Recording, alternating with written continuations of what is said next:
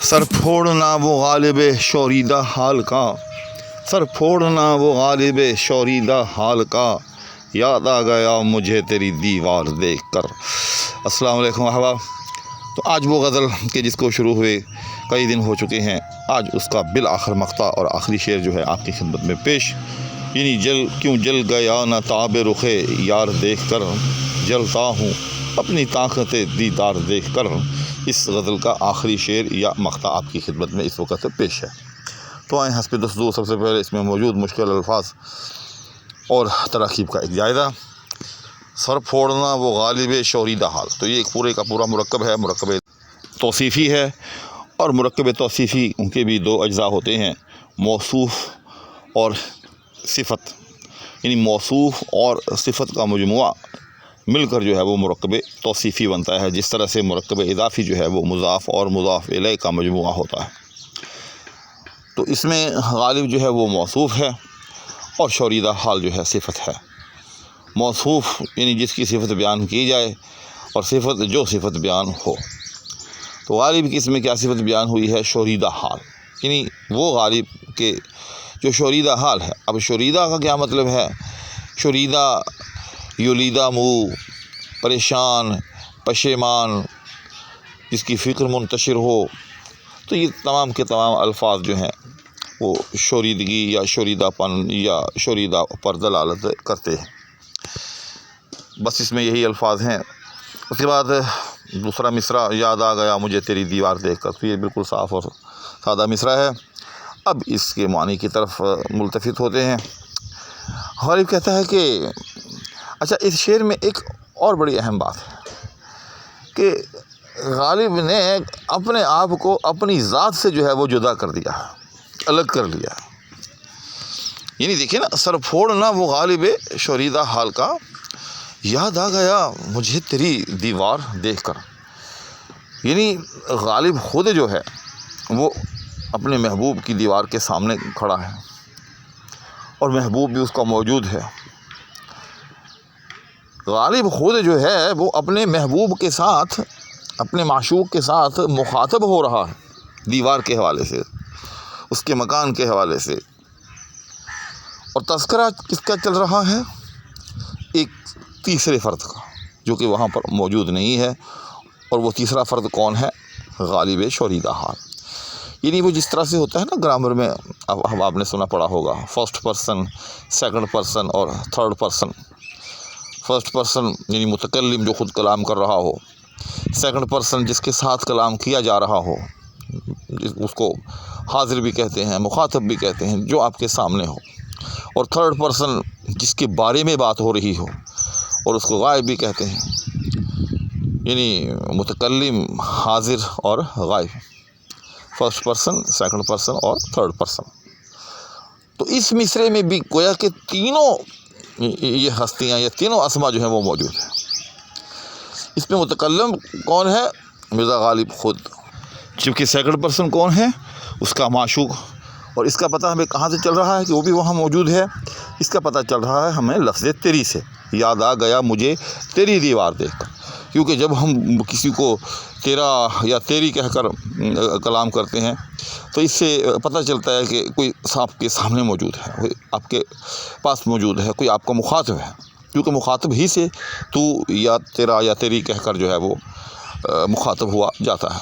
تو گویا کہ سیکنڈ پرسن بھی موجود ہے۔ اور تھرڈ پرسن یا اس میں غائب، وہ کون ہے؟ وہ غالب شوریدہ حال کہ جس کے بارے میں بات ہو رہی ہے۔ تو گویا کہ تینوں پرسن اس میں موجود ہیں۔ تو اس لغوی کہیں یا اس کو جو ہے وہ گرامر کہیں، جو بھی آپ کہیں، اس وضاحت کے بعد اب آتے ہیں شعر کے معنی کی طرف۔ تو غالب کو اس کا جو ہے وہ محبوب ملتا ہے، اور محبوب کو مل کر بہت سی جو ہے گزشتہ باتیں انسان کو یاد آتی ہیں، اور ان کا حوالہ بھی دیتا ہے اپنے محبوب و معشوق کے ساتھ۔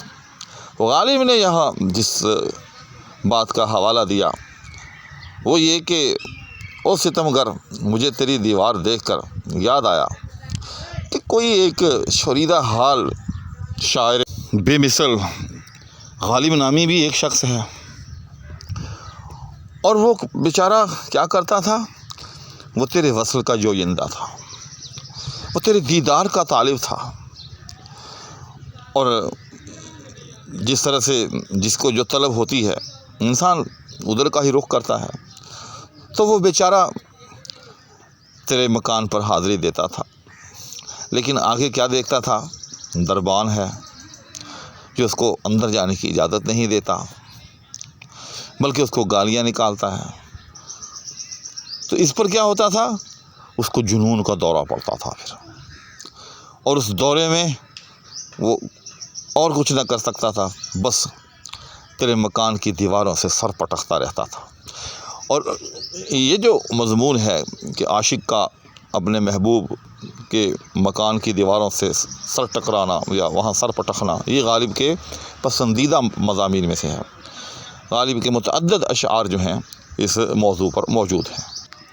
تو غالب نے دراصل جو ہے اس طرح سے اپنے آپ کو صیغہ غیب میں ذکر کرتے ہوئے یا اپنے معشوق کے سامنے براہ راست اپنا تذکرہ کرنے کی بجائے اپنے آپ کو تھرڈ پرسن کی صورت میں بیان کرتے ہوئے گویا کہ اپنے احوال کو اپنے محبوب تک پہنچانا چاہا ہے کہ دیکھ ستمگر، میں وہی ہوں کہ جو تیرے دیدار کا جویا ہوں، اور تو ہے کہ مجھے اپنے دیدار سے محروم رکھتا ہے، اور میں جب بھی آتا ہوں آگے سے دربان دیکھتا ہوں، مجھے اجازت نہیں ملتی تو کیا کرتا ہوں؟ بس تیری دیوار کے ساتھ سر پھوڑتا رہتا ہوں، سر پٹکتا رہتا ہوں۔ گویا کہ میں سمجھتا ہوں کہ غالب نے اس شعر میں دو چیزیں بیان کی۔ ایک تو یہ کہ عاشق کے اندر جو وصل کی خواہش، وصل کی حسرت جو ہوتی ہے وہ اس قدر ہوتی ہے کہ چاہے اس کی جان چلی جائے، جان جاتی ہے تو جائے، لیکن کسی طرح سے محبوب کا دیدار جو ہے وہ حاصل ہو جائے۔ ایک بات۔ دوسری بات یہ کہ غالب نے اپنے عشق کی کاملیت کا ذکر کیا کہ مجھے اگر یا یوں کہیں کہ عاشق صادق کے اندر جو کمال ہونا چاہیے اس کا تذکرہ کیا کہ عاشق صادق وہ ہے کہ اگر اس کو محبوب کا دیدار حاصل نہ ہو، محبوب تک رسائی حاصل نہ ہو، تو پھر وہ کیا کرے؟ وہ اس کے در و دیوار کے ساتھ سر پٹکتا ہوا فنا ہو جائے۔ یعنی کمال عشق کے اندر جو ہے وہ رجعت نہیں ہے، کمال عشق کے اندر تنزل نہیں ہے، کمال عشق وہ ہے کہ جس کے اندر صرف پیش قدمی ہی پیش قدمی ہے۔ کمال عشق میں فنا کی بقا کی کوئی گنجائش نہیں ہے۔ کمال عشق دراصل نام ہی جو ہے وہ فنا ہو جانے کا۔ تو ناظرین، آج یہ غزل مکمل ہو گئی۔ انشاءاللہ اب اگلی ویڈیو کے اندر پوری مکمل غزل، غالباً اس کے 10 یا 11 اشعار ہیں، تمام کے تمام اشعار کو ایک ہی نشست میں، ایک ہی ویڈیو میں آپ کے سامنے انتہائی اختصار، کیونکہ 8-10 منٹ کے اندر 10-11 اشعار پر مبنی غزل پر آپ خود سمجھتے ہیں کہ کس طرح سے ریویو دیا جا سکتا ہے، کس طرح سے اس کو بیان کیا جا سکتا ہے، ٹو دا پوائنٹ ہی بیان کیا جا سکتا ہے۔